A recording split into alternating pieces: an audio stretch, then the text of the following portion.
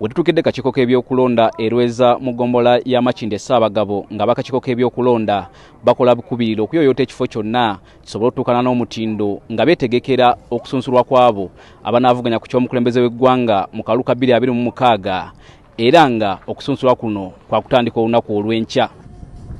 Tukitegedde nti omulimu gw'okusunsula abo abanaavuganya ku ky'omukulembeze w'eggwanga gwa kukolerwa mu weema eno era nga wetukoledde egguliro lino ng'ekyokugiyoyoota kigenda mu maaso. Ssentebe w'akakiiko k'ebyokulonda omulamuzi Simon Byabakama alutegeezezza ku butya akakiiko bwe keetegekedde okusunsula kuno.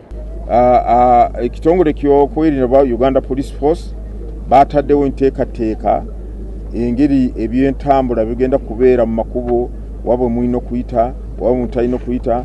Tulina abakulu abakwatibwako wano ndowooza bajja kuba banyonnyola eggwanga ebyentambula nga bigenda kubeera omu makubo agaliraanye wano n'amakubo amalala. Kyokka bwe tukoledde eggulire lino ng'abantu 5 be bakatuukiriza ekisaanyizo ky'emikono egyetaagibwa abo abagala okuvuganya ku kifo kino.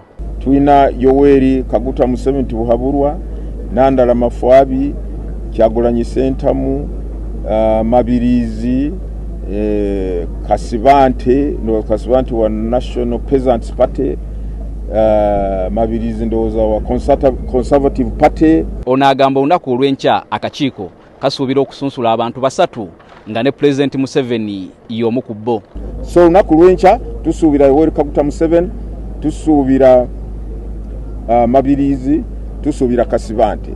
Ku lunaku olwokusatu abatwakakakasa ku ssaawa eno tusuubira Nandala Mafwabi, tusuubira Kyagulanyi Ssentamu. Abagenda okusunsulibwa baliko bye basabiddwa okugoberera mu nteekateeka eno. Kubeera n'ebintu balina okutulaga empapula z'okusunsulwamu, ate ekiwandiiko ekiraga nti beewaddeyo oba bakkiriza okusunsulwamu, empapula eziraga obuyigirize bwabwe ngo balina basoma siniya y'omukaaga oba certificate zigerageranyiza zenkanankana ne siniya y'omukaaga.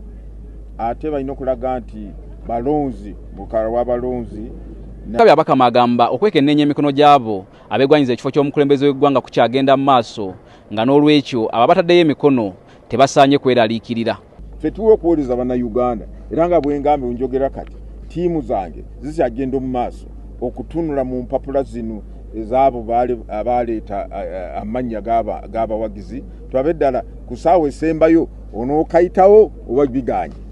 Kinajjukirwa nti abantu abasoba mu 200 be bajja empapula eri akakiiko k'ebyokulonda nga begwanyiza okuvuganya ku ky'omukulembeze w'eggwanga, kyokka abantu 38 bokka be bakomyawo emikono eri akakiiko k'ebyokulonda, wabula nga abantu 33 ku bano emikono gyabwe gikyalimu ebirumira era nga akakiiko kakyagenda mu maaso n'okugyekenneenya nga tekimanyiddwa oba nga banaasunsulibwa bwe banaggalirawo ku lunaku olw'okusatu. Peter Serugo, NTV, Akawungeezi.